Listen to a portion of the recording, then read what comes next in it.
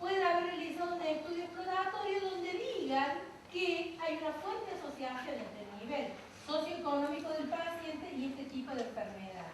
O porque los equipos médicos mal especializados están en los hospitales públicos, por ejemplo. Entonces yo la muestra la voy a tomar, por ejemplo, en los hospitales públicos. Ya ahí voy a delimitar el contexto de la investigación en alguna de las preguntas. Respecto a la construcción del modelo de situación para este caso, debería poder integrarse una delimitación de lo que son las afecciones pulmonares. Fíjense cómo yo ahí me introduzco en otras disciplinas relacionadas con el problema, pero de las cuales yo voy a tener que saber algo para poder resolver el problema o asociarme con gente que sepa sobre eso. Esa es otra. Lo que decíamos, estas fuentes del saber que decíamos al principio. Afecciones por el nivel del diagnóstico realizado. ¿Quién me asegura a mí que los casos que yo estoy estudiando son realmente, por ejemplo, los de cáncer de pulmón?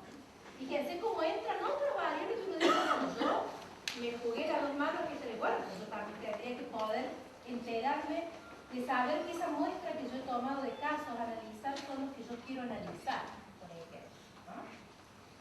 ¿Qué factores físicos, químicos, ambientales pueden influir en esta enfermedad? Bueno, esta es como la parte que podríamos decir que ustedes están preparados para hacerlo, ¿no? Bueno, después de todo este análisis cualitativo, es el momento de inventar conjeturas y emitir hipótesis que deben ser fundamentadas en el conocimiento previo. Y en ese conocimiento previo ahí no es solamente la teoría, como decíamos al principio, sino que también todo el estudio previo que yo pueda haber hecho en el campo de investigación. Por ejemplo, en San Francisco los otros días nos decían algunos alumnos que frente al tema que a ellos les interesaba investigar, que ya más o menos lo habían pensado, ellos tenían datos, habían hecho estudios de campo, en lo que era alguna investigación educativa, ¿no? Entonces ellos tenían, y bueno, y ver la forma de reutilizar o de darle otro sentido y tomar esos datos, a lo mejor no como datos de la nueva investigación, sino como un saber previo que a mí me orienta para saber por dónde va el fenómeno.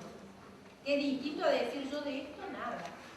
Entonces eso va focalizando y orientando y eso es lo que a mí me inspira a emitir ese enunciado que es el informe. Esa hipótesis tiene que estar fundamentada científicamente. A mí me parece que esto tiene que tener un fundamento. Yo tengo indicadores que esto va por acá. Me juego a hacer ese enunciado.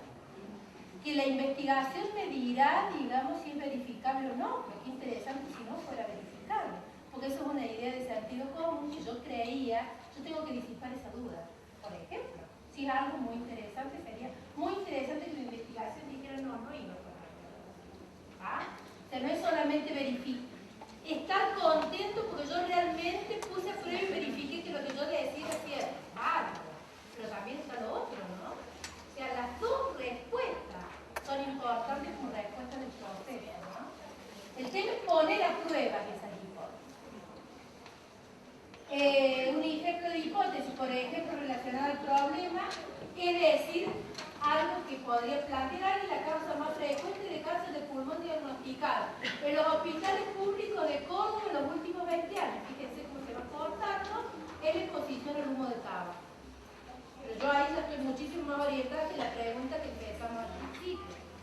El planteo de las hipótesis debidamente explicadas y fundamentadas ayuda a focalizar y orientar el diseño de investigación. O sea, hay muchos menos elementos y donde, como va a decir Analia, cada una de las palabras que forman parte de la hipótesis son conceptos que yo voy a tener que poder identificarlos para que esos conceptos se transformen en cosas medibles. Ya terminamos. Estas hipótesis tienen que ser validadas por un diseño que genere resultados interpretables a la luz de ellas. Estos diseños implican una puesta a prueba, un camino de respuesta, y los modelos teóricos serán válidos cuando las predicciones sean satisfechas con experimentos. Si el diseño de investigación es descriptivo, ahora no vamos a hablar de eso. Este es el capítulo 5 del libro y lo vamos a hablar al final. ¿Qué me querés preguntar? No, yo digo, si el diseño de investigación es descriptivo, la hipótesis, sí. o sea, Toda bueno, es una de las cosas que vamos a decir. la mayor parte de las investigaciones educativas son descriptivas.